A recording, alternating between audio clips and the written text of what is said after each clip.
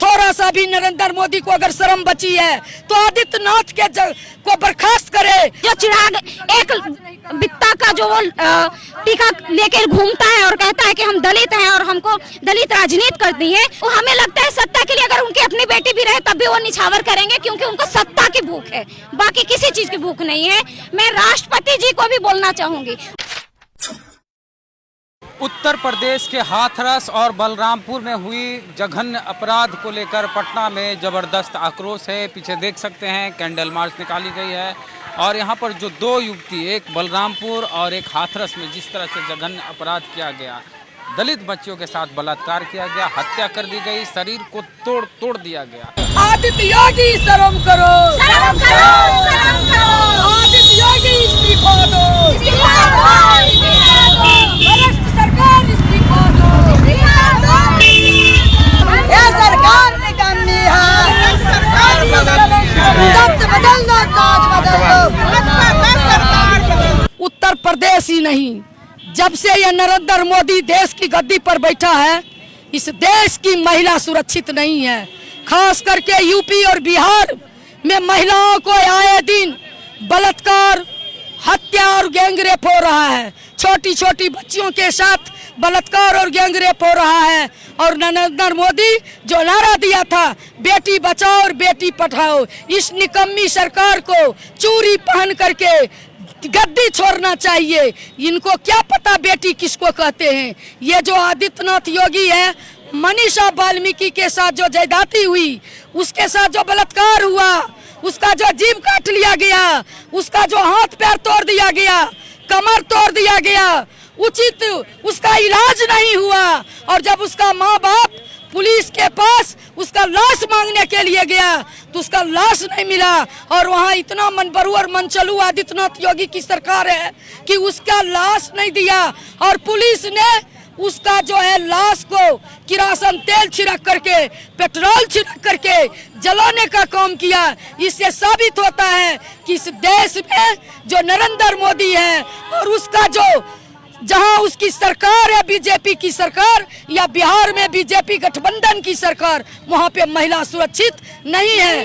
मैं महिला अध्यक्ष होने के नाते मांग करती हूं कि थोड़ा सा भी नरेंद्र मोदी को अगर शर्म बची है तो आदित्यनाथ के को बर्खास्त करे और आदित्यनाथ के जगह पर कोई दूसरा मुख्यमंत्री नियुक्त करे। इतना ही नहीं, जिसने उसके साथ बलात्कार किया उस बलात्कारियों को फास्ट ट्रैक कोर्ट के माध्यम से फांसी की सजा दे। और जो पुलिस ने इस तरह का हरकत किया, पुलिस ने लाश को जलाने का जो हिम्मत किया, उस पुलिस को भी बर्खास्त करे, उसको भी फांसी की सजा होनी चाहिए। आज मुझे समझ में आ रहा है बेटी बचाओ और बेटी पढ़ाओ के पीछे उनका असली अर्थ क्या था।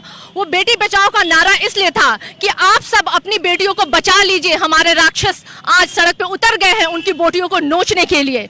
बेटी पढ़ाओ का नारा उनका इसके लिए था कि आप अगर अपनी बेटियों को पढ़ने के लिए भेजेंगे तो हमारे राक्षस उनको उठाएंगे, उनका अपहरण करेंगे, उनका सामूहिक बलात्कार करेंगे और उनकी हत्या करेंगे। अब ये दोनों स्लोगन का अर्थ असल मायने में समझ में आ रहा है। मैं ये चूड़ी लेकर आई हूँ हमारे 56 इंच के नरेंद्र मोदी जी के लिए। ये नरेंद्र मोदी जी आपके लिए है, जो आपकी स्थिति आपके राज्य में, आपके शासित राज्यों में हो रहा है। ये चूड़ी आप जरूर पहने। ये चूड़ी मैं अयोग्य योगी जी के लिए लेके आई हूँ। योगी जी आप पढ़ें, पढ़े इसे, आप एक नामर्द की भूमिका अदा कर रहे हैं। और खास करके मैं दो चूड़ी और लाई हूँ स्मृति ईरानी जी के लिए। जब एक टाइम में वो सड़कों पे महिलाओं के दर्द और बलात्कारियों के लिए सड़क पे उतरती थी और आंदोलन करती थी, आज पता नहीं वो सत्ता के लोभ में किन नामर्दों के साथ बैठी हुई हैं। आज उनके कानों तक उन बेटी और बहनों की चित्कार नहीं पहुंच रही है। आए दिन हर दिन बलात्कार और अपहरण की खबर हो रही है, लेकिन आज वो सड़कों पे उतर नहीं रहे हैं। क्या स्मृति ईरानी जी आपने अपना जमीर बेच दिया? क्या आपने अपना अस्तित्व बेच दिया? अगर नहीं बेचा है तो आइए, खड़े होइए। हम आपका वही रूप देखना चाहते हैं जब आप लोगों को चूड़ियां भेजा करती थी।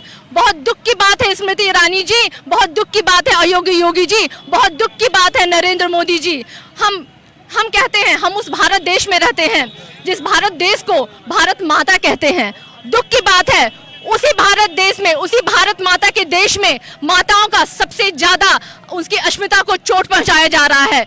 जिस देश में माँ दुर्गा और माँ काली की पूजा होती है, वहीं पे माँ और बेटियों और बहनों की इज्जत को तार तार किया जा रहा है। शर्म की बात है। शर्मिंदा हूं मैं, शर्मिंदा हो आप, शर्मिंदा हम सबको होना चाहिए जो आज स्थिति हमारी देश की बनी हुई है। लगातार आप देखिए, अभी आप मनीषा का चिता की आग ठंडी भी नहीं हुई, दूसरा एक और कांड हो गया बलरामपुर में। और आप देखिए उसके बाद अभी हम हो सकता है बात कर रहे हैं, एक कहीं और दुर्घटना घट चुकी होगी।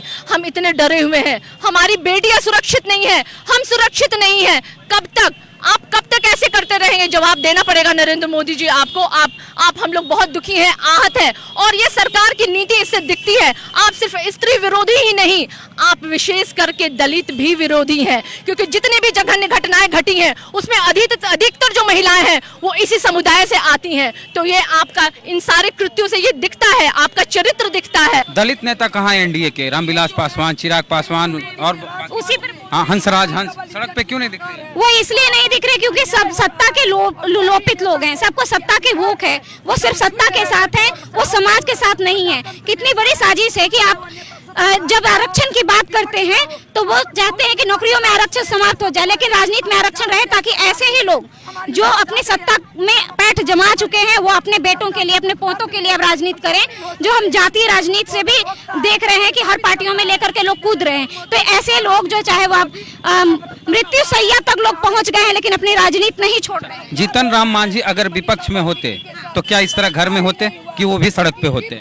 अगर वो विपक्ष पे होते तो सड़क पे होते। आज रामविलास पासवान भी अगर विपक्ष पे होते तो सड़क पर होते। जो चिराग एक बित्ता का जो वो टीका लेकर घूमता है और कहता है कि हम दलित हैं और हमको दलित राजनीति करती है, तो वो भी आज सड़क पर होते। लेकिन आज वो चूंकि एनडीए के साथ है, एक ऐसे शासक वर्ग के साथ है जो वो आज भी महिलाओं के विषय पे एक शब्द नहीं बोलते हैं। कंगना के लिए वो ट्वीट करते हैं कि कंगना इस देश की बेटी है, लेकिन जब हमारी ज्योति पासवान की हत्या होती है, मनीषा की हत्या होती है और रेप होता है, तो उसका एक ट्वीट नहीं आता। इसका मतलब वो असंवेदनशील है। घर की बहन बेटी की इज्जत तार तार हो जाए। सत्ता हमें लगता है सत्ता के लिए अगर उनकी अपनी बेटी भी रहे तब भी वो निछावर करेंगे, क्योंकि उनको सत्ता की भूख है, बाकी किसी चीज की भूख नहीं है।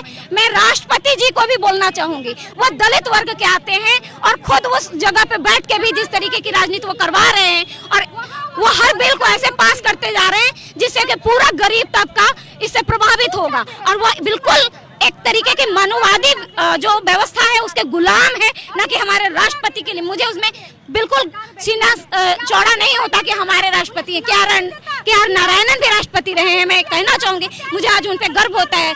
अब एजेपी अब्दुल कलाम भी रहे हैं राष्ट्रपति, मुझे गर्व होता है। लेकिन ऐसे राष्ट्रपति जो कि कोई काम के नहीं है, बिल्कुल ऐसी असंवेदनशील व्यक्ति है। हमारे पूरा का पूरा जो हमारा समाज है जो सत्ता का लोभी है और वो असंवेदनशील है।